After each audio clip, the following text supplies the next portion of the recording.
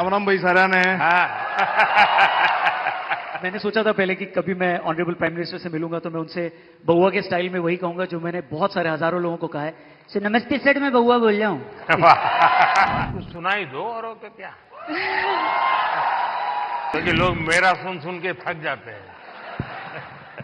बिल्कुल सर। अच्छा, थक जाते हैं ना। नहीं नहीं नहीं नहीं नहीं नहीं नहीं। अभी कुछ फिटनेस का मंत्र देंगे लोगों को। हैं? योगा करनी चाहिए, मेडिटेशन करनी चाहिए। तो फिर तो ये लोग कहेंगे कि मोदी जी की बात बता रहा है।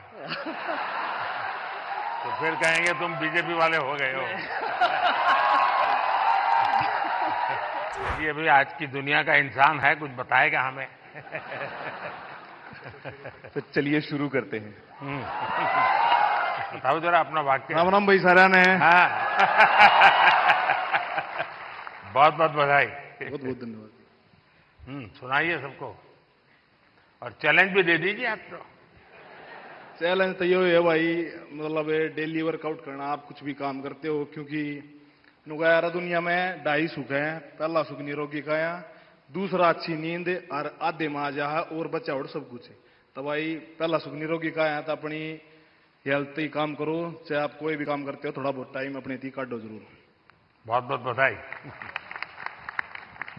सर, मुझे लगता है कि आपने भी रेडियो को पॉपुलर कर दिया, तो उसके लिए बहुत बहुत धन्यवाद।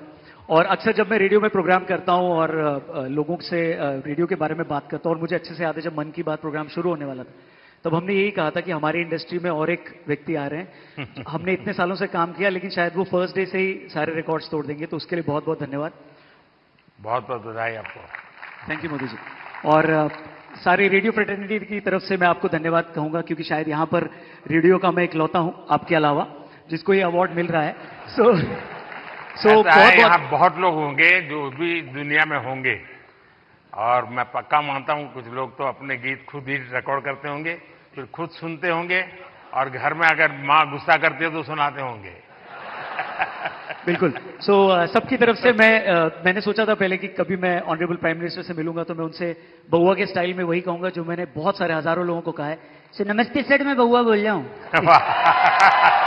बहुत बहुत धन्यवाद। आपके ओरिजिनल सॉन्ग्स होते हैं और आप पारंपरिक लोकगीत के माध्यम से विभिन्न भाषाओं में, विभिन्न भारतीय भाषाओं में गाती हैं और हमारे देश की समृद्ध संस्कृति को सामने प्रस्तुत करती हैं। मैथिली ठाकुर। मैथिली नमस्ते। तो आज कुछ सुना ही दो और तो क्या। क्योंकि लोग मेरा सुन सुन के थक जाते हैं। बिल्कुल सर। अच्छा, थक जाते हैं ना। नहीं नहीं नहीं नहीं नहीं नहीं नहीं। मतलब बिल्कुल मैं आपको सुनाती हूँ। और सबसे पहले सभी लोगों को महाशिवरात्रि की ढेर सारी शुभकामनाएं। और तो शिव जी का ही भजन कर लो आज। जी जी जरूर।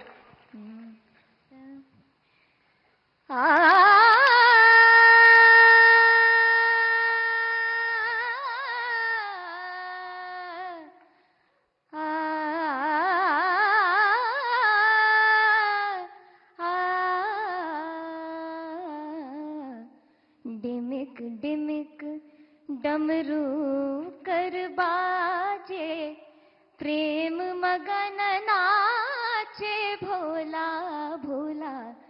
डिमिक डिमिक डमरू कर बाजे, प्रेम मगन नाचे भोला। सिंही नाद बजावत गावत, सिंही नाद बजावत गावत, लटक रही बगली झोला भोला। डिमिक डिमिक डमरू कर बाजे, प्रेम मगन नाचे भोला। बहुत बहुत बधाई मैथिली जी आपको। आपने देखा होगा कि मैंने मन की बात में एक बार एक जर्मन बच्ची का उल्लेख किया था। वो जन्म से उसको आंखें नहीं है, हिंदुस्तान देखा नहीं है, और मैं हैरान हूं कि भारत के दक्षिण भारत की भाषाओं के गीत इतना तेजी से ग्रास करती है। और भी पिछले दिनों यहां आई थी तो मेरा मिलना हुआ, तो उसने तमिल में मुझे शिव भजन सुनाया। और संगीत की क्या ताकत होती है, कोई भाषा उसको मालूम नहीं है जर्मनी के सिवाय, लेकिन अद्भुत प्रभाव पैदा करती है। आपको भी वो परमात्मा ने कृपा दी है, आपने साधना भी की है। मेरी तरफ से बहुत बहुत शुभकामनाएं। बहुत बहुत शुक्रिया। क्या मैं आपके साथ एक तस्वीर ले सकती हूँ? तस्वीर लेनी है कैसे? अच्छा, सेल्फी के बिना नहीं चलता है। आज ये आपसे मिले मुझे बहुत खुशी हुई। बहुत बहुत शुक्रिया। धन्यवाद। हमारे देश के कई ऐसे पहलुओं को सामने रखा है जो अभी तक अनएक्सप्लोर्ड रहे हैं। So the beauty of India has been showcased by her in her videos. That's Kamya Jani. बहुत बहुत बधाई। Thank you so much. Thank you. Thank you. Kamya जी बताइए। मुझे घूमने का बहुत शौक है और मुझे लगता है कि जब हम ऑफिस से थके आ रहे आते हैं या वीक भर पूरा काम करते हैं, वीकेंड्स में हमें एंजॉय करना चाहिए। जो इतनी ब्यूटीफुल नेचुरल ब्यूटी हिंदुस्तान में है वो एंजॉय करनी चाहिए। और मुझे लगता है भारत सबसे ज्यादा खूबसूरत देश है और यही ऑब्जेक्टिव है कि ग्लोबल मैप पर भारत नंबर 1 पर हो बस। और फिलहाल कंफ्यूज्ड हूं, लक्षद्वीप जाऊं या द्वारका? द्वारका आपको काफी नीचे जाना पड़ेगा। लेकिन वो मेरा अनुभव बहुत ही अद्भुत था। खैर उसकी बात कभी फिर करूंगा, लेकिन मैं नहीं मानता सब टूरिस्टों के लिए कितना सुविधाजनक होगा। एक हमारे लोग क्या करते हैं, जैसे कहीं चले गए सोमनाथ, तो बस में ट्रेन में अपनी कार से उतरेंगे, भागेंगे, और जैसे भगवान अभी कहीं जा रहे हैं तो पकड़ो। उनके दिमाग में यही रहता है, तो दौड़ो पकड़ो, और फिर एक बार देख लिया तो इधर उधर छुट्टी। मैं कहता हूं भाई ऐसा क्यों करते हो? जहां जाते हो कम से कम एक रात रुकिए। टोटल जो आपका बजट है, टूर ट्रैवल का टोटल बजट है, कम से कम 5% 10% लोकल कुछ न कुछ चीज खरीदिए, लोकल प्रोडक्ट खरीदिए। अब फिर आप कहेंगे नहीं हमने पानी पूरी खरीदी थी, ऐसा नहीं। खाना वाना तो कंपलसरी है, खाएंगे, लेकिन कोई वहां की प्रोडक्ट, क्योंकि हमारे देश की जो ये भी एक सामर्थ्य है और वहां की इकोनॉमी को बहुत बड़ा बल मिलता है।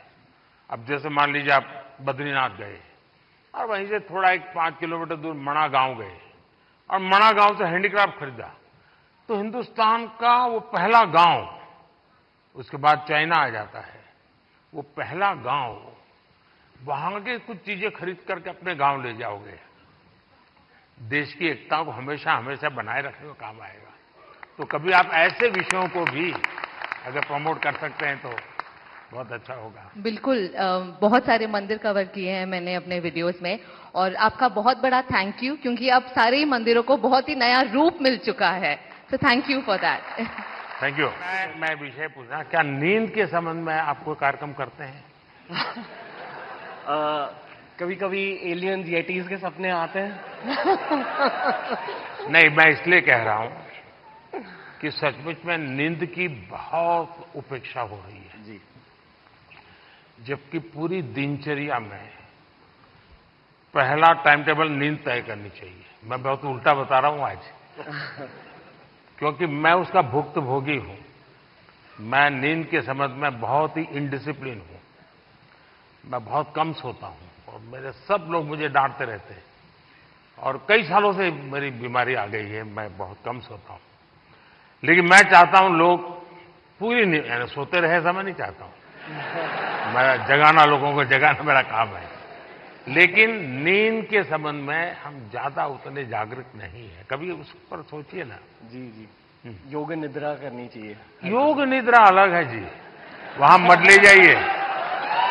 देखिए, योग निद्रा वो विषय है जो नॉर्मली नींद से कठिनाइयां हैं, नहीं हो पाती, तो योग निद्रा कर लिया तो उनका 3-4 घंटा और निकल जाता है।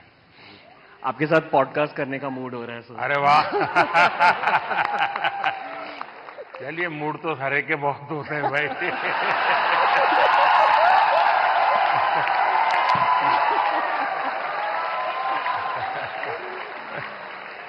All the best. Creator in take category, और इसके विनर हैं टेक्निकल गुरुजी के नाम से जाने जाने वाले गौरव चौधरी। आपका पहला टेक चैनल है जो 1 करोड़ सब्सक्राइबर्स के मार्क को क्रॉस कर गया, and you even covered UPI in Paris. That's Gaurav Chaudhary.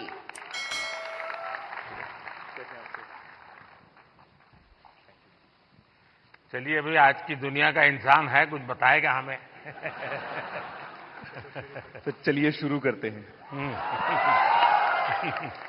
Sir, मैंने 2015 अक्टूबर में अपना चैनल शुरू किया था, और उसका एक बहुत बड़ा कारण है डिजिटल इंडिया, जो जुलाई के महीने में शुरू हुआ था। उससे 1 साल पहले जब आपने make in India program start किया, तो हमने देखा कि कैसे टेक्नोलॉजी के फील्ड में स्पेशली इंडिया, जो हमेशा से हम जानते हैं कि हम सभी का जो टैलेंट है वो तो बहुत अच्छा है ही, लेकिन जैसे हमने देखा कि हमारे देश में जब मैन्युफैक्चरिंग स्टार्ट हुई, जो बाहर की कंपनियां भी इंडिया में आ रही हैं, तो उससे मुझे लगा कि क्यों ना मैं अगर अपना थोड़ा नॉलेज शेयर कर पाऊं, तो बस वही स्टार्ट किया है सर। आपने ध्यान में आया होगा, एक विषय को लेकर के मैं भारत काफी कुछ कर रहा है, और दुनिया को भी मैं कहता रहता हूं। सभी दुनिया के बड़े बड़े नेताओं से इस विषय में मेरी जरूर चर्चा होती है, और भारत का जो डिजिटल इंडिया का सक्सेस है, ये तो गौरव बराबर अच्छे तरह जानते हैं, क्योंकि उसी फील्ड में काम करते हैं। लेकिन मेरा एक आग्रह रहता है कि उज्जवल भविष्य के लिए हमें टेक्नोलॉजी को डेमोक्रेटाइज करना चाहिए। हमारा यूपीआई, ये इसका बहुत बड़ा सिंबल है। ये कुछ लोगों की बपोती नहीं है, ये सबकी मालिकी है, और दुनिया तभी आगे बढ़ेगी। कोई उसका एक बड़ा कंपनी का मालिक बन गया और दुनिया बांट रहा है, ऐसा नहीं। हम उसको डेमोक्रेटाइज करते हैं, और मैं मानता हूं जितना ये पहलू आपके माध्यम से पहुंचेगा कि टेक्नोलॉजी को डेमोक्रेटाइज करने की क्यों जरूरत है, दुनिया के उज्जवल भविष्य के लिए थोड़ा सीरियस विषय लगेगा। लेकिन मैं गौरव जैसे दोस्तों से चाहूंगा कि आप इसको जरा बल दीजिए। सर, मुझे ऐसा लगता है कि टेक्नोलॉजी जो है वो हम सभी को एक ताकत देती है आज की दुनिया में। मैं अभी पेरिस में गया था पिछले हफ्ते, और मैंने जब वहां की टिकट यूपीआई से खरीदी तो बहुत खुशी हुई, और मुझे लगता है कि इंडिया के पास में वो सारे सॉल्यूशंस हैं जो पूरी दुनिया के देश जो है अपनी जगहों पे इंप्लीमेंट कर सकते हैं। तो जरूर से कोशिश रहेगी। बहुत बहुत नेशनल क्रिएटर्स अवार्ड्स की आखिरी श्रेणी, बेस्ट सेलिब्रिटी क्रिएटर अवार्ड, और ये अवार्ड दिया जा रहा है अमन गुप्ता को। एक उद्यमी के तौर पर अपनी सफलता और अपने इनोवेटिव बिजनेस स्ट्रैटेजीज के लिए मशहूर शार्क टैंक इंडिया में भी शामिल अमन गुप्ता। अमन, बहुत बहुत बधाई हो। Thank you so much sir. आप तो अब सक्सेसफुल है अपने जीवन में भी, और दुनिया को भी दिखा रहे हो, जरा बताइए। तो सर 2016 में जब startup India, stand up India आया था, हमने अपनी कंपनी स्टार्ट करी थी सर। बोट तो जब हमने स्टार्ट करी थी तो लोग बोलते थे कि ये क्या कर लेंगे, ऐसा छोटा सा ब्रांड है, कुछ नहीं कर पाएंगे। और आज सर 2024 7 साल बाद sir, we are world's second largest sir, विश्व second largest audio brand sir.